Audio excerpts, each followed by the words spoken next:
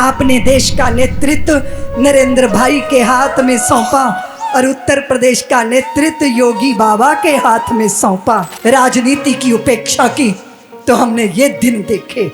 फिल्मों में कोई विधर्मी दिखाया जाएगा बहुत मदद करता हुआ, मंदिरों का पुजारी मूर्तियों के पीछे बोतलें छुपा रहा है या मंदिर के किसी स्त्री के साथ कर रहा है। आजादी को कितने वर्ष हो गए हैं देवियों, बताइए। इतने सालों में आप ऐसे तैयार कर दिए गए कि आपको अपने धर्म, अपनी ऋषि परंपरा के प्रति चित्त में सम्मान नहीं। फिल्मों में कोई विधर्मी दिखाया जाएगा बहुत मदद करता हुआ, मंदिरों का पुजारी मूर्तियों के पीछे बोतलें छुपा रहा है या मंदिर के किसी स्त्री के साथ कर रहा है। यही देखा है ना आपने, और तालियां बजाई है ना। अपनी ही ऋषि परंपरा पे संदेह से भरा गया आपको। ये मत कहना हिंदुओं कि अब आपके साथ लड़ाई कोई तलवार से, तीर कमानों से लड़ी जा रही है। नहीं नहीं नहीं, ये आपके लिए कोई दुर्योधन, कोई दुशासन आपका चीरहरण करने प्रत्यक्ष नहीं है। सैटेलाइट चैनल ही वो दुशासन और दुर्योधन है जो आपकी संस्कृति का चीरहरण कर रहे हैं और आपको अपने ही धर्म के प्रति संशय से भर रहे हैं।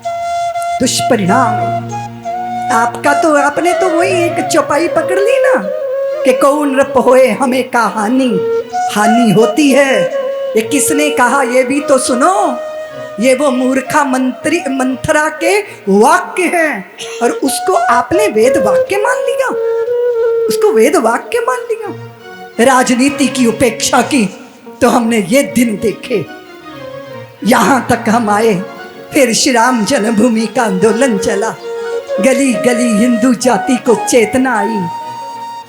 आपने देश का नेतृत्व नरेंद्र भाई के हाथ में सौंपा और उत्तर प्रदेश का नेतृत्व योगी बाबा के हाथ में सौंपा।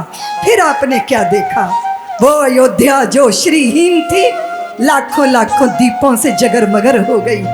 उस अयोध्या में श्री राम जी का मंदिर बन रहा है, काशी कॉरिडोर का निर्माण हो रहा है, चारों धामों की व्यवस्था को अच्छा किया जा रहा है।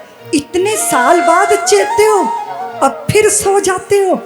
दुश्मन का एक ही सूत्र है कि तुम जातियों में बटे रहो और वो मजहबी जुनून वाले वोट बैंक बने रहे।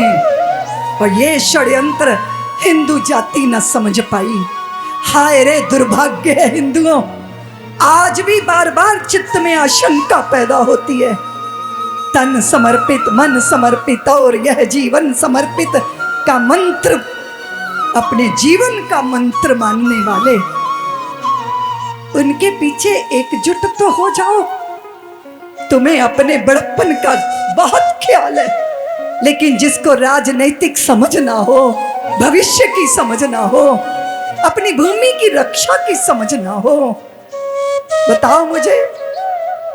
शहरों में 30 साल से पहले ब्याह नहीं होता हिंदुओं के बच्चों का, और एक आधा बच्चा होगा, एक या दो बस।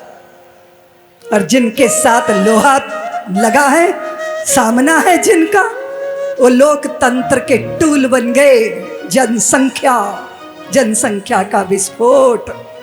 इसलिए मैं आपसे निवेदन कर रही हूँ, इस भूमि में पुण्य कर्म हुए पर स्वर्ग जाने के लिए हिंदुओं भूल जाओ। तुमने तो जूते भी इसीलिए दान किए कि कहीं स्वर्ग में नंगा पैर ना चलना पड़ जाए, पर अपनी भूमि नरक बन गई।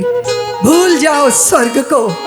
स्वर्ग जाना बड़ी विशेषता नहीं है देवियों, पर अपनी भूमि पे स्वर्ग उतार लेना ये बहुत बड़ी विशेषता है।